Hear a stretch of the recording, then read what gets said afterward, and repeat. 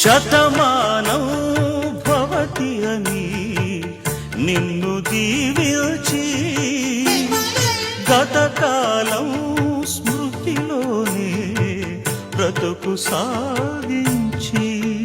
ఆ కుంకుమ రేకుల కెంపులు పూయగా ఆ పూసిన పూల నోములు పండగా కదలి రావమ్మా